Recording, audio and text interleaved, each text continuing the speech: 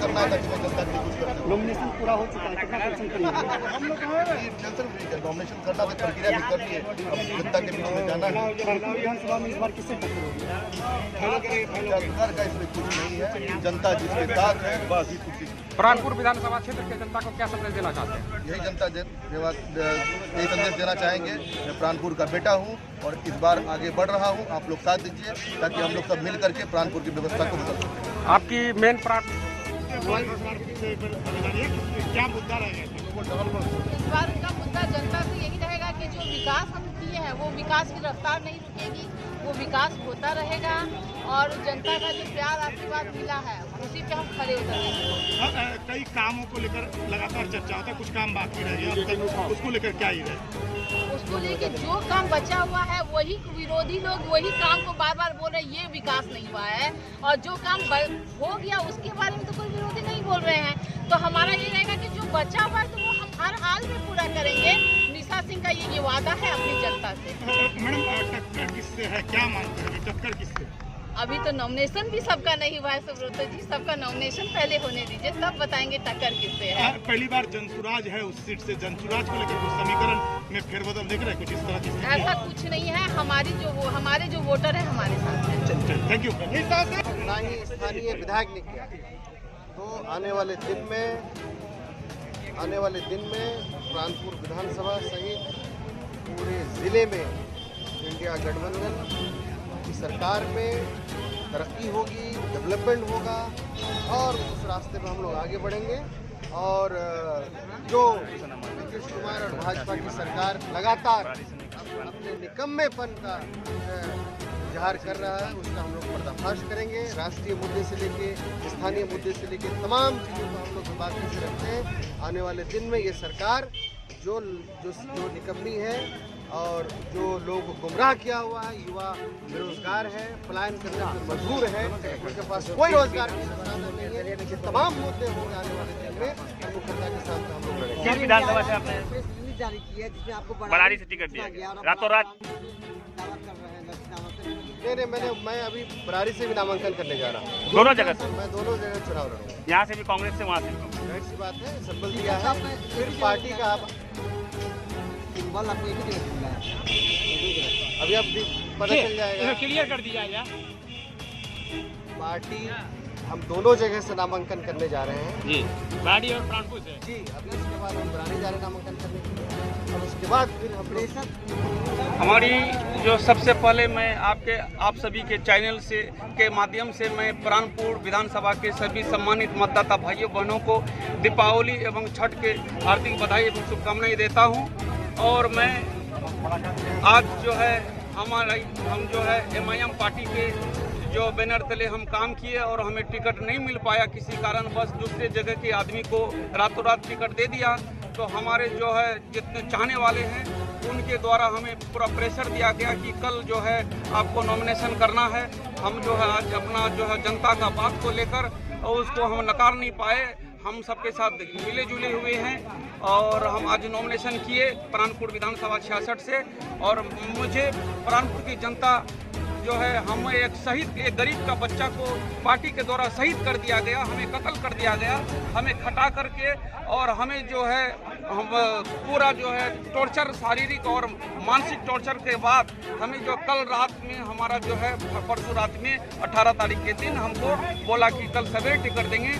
MIM के सदर साहब और उनके जो जनरल सेक्रेटरी हैं उनके द्वारा जो हमको घर पर बुला कर रखा गया और उसके बाद हमको सवेरे टिकट देने का बात कहा, लेकिन हमको नहीं दिया।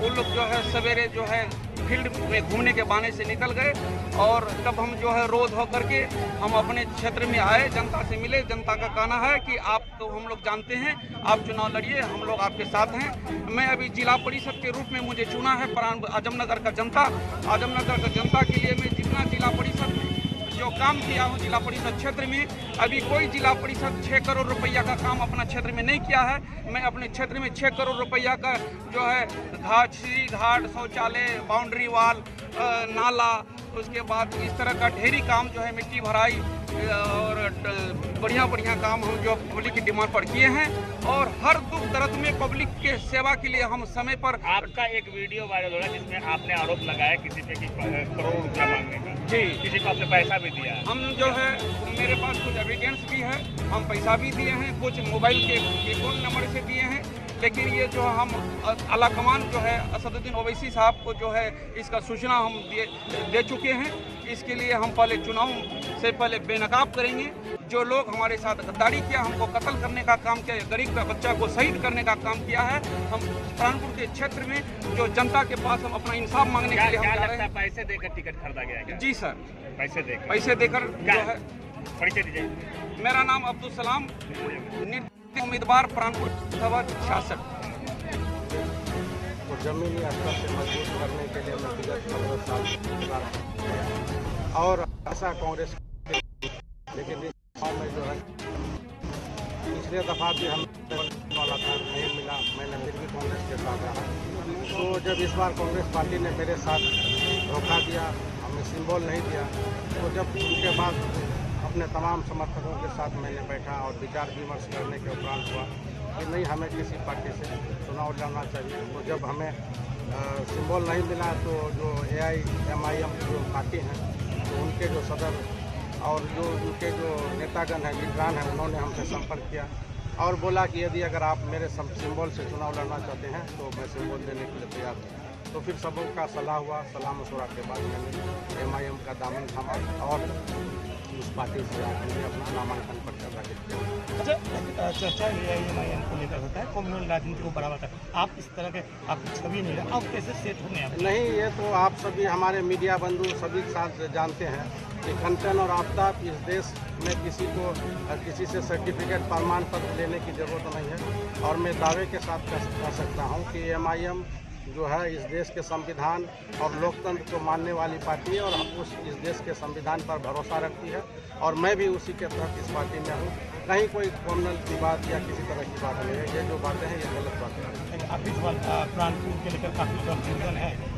महागठबंधन से ही कांग्रेस भी नॉमिनेशन किया और राजद भी नॉमिनेशन कर रहे हैं। ये स्थिति में अपने आप को कहाँ देख रहा है? और अभी तो जो हालात है देख रहे हैं, बाकी हमको कौन क्या कर रहा है, मैं जिस पार्टी का उम्मीदवार हूँ उस पार्टी के लिए मैं लड़ाई लड़ूंगा।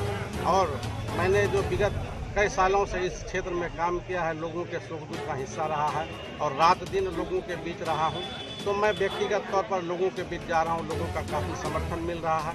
और अब अपना जो गठबंधन है, NDA है, UPA, उससे हमारा कोई लेना देना नहीं है। मुझे अपने पार्टी को मजबूत करना है और इस क्षेत्र में लोगों का अपार समर्थन मिल रहा है, जन समर्थन, और आने वाला जो तारीख होगा जो है उसमें हम लोग मजबूती के साथ इस सीट को कामयाब। प्राणपुर की जनता को क्या संदेश देना चाहेंगे?